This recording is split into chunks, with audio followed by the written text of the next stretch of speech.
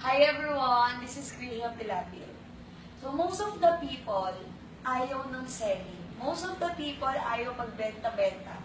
Yung mag-aalok ka ng produkto sa friends mo, sa mga relatives mo, kasi ang nasa isip nila, pagkakakitaan nila yung taong bibili sa kanila. And alam nyo ba na kahit ako, I hate selling.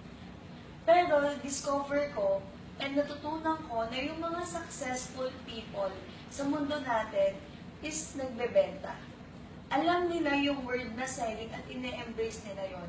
And na-realize ko din na habang bata pa lang tayo, binibenta na natin yung sarili natin.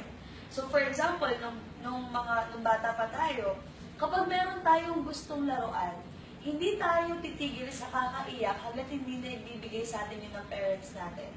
So once na may ibigay sa atin yung tatahan na tayo, so ibig sabihin, na-convince mo yung parents mo na gusto mo yung gamit na yon. And let's say, papasok ka na sa school.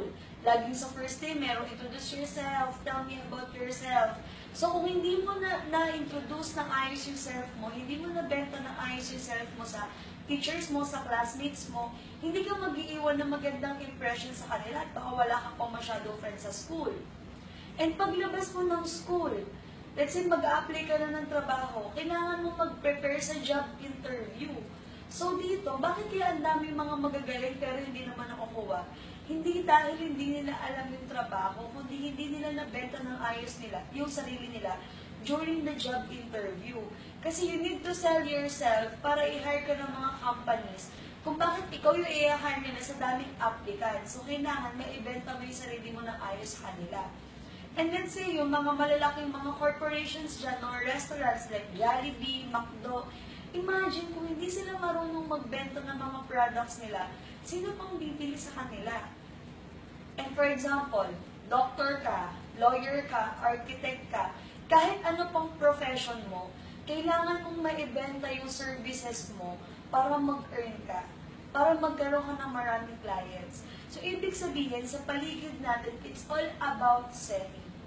So, my point is, if you want greater success sa ginagawa mo, or if you want to succeed sa buhay, you need to know, you need to understand, and you need to embrace the word selling. Kasi dito umiikot ang mundo natin.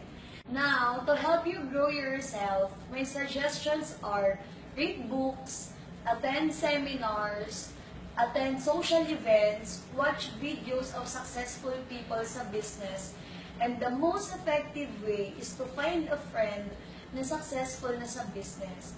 Para may matatanungan ka kung ano mang gusto mong malaman tungkol sa pagsisell or tutungkol sa pag-start ng business. So that's all for today. Thank you so much. This is Krisha Pilapi.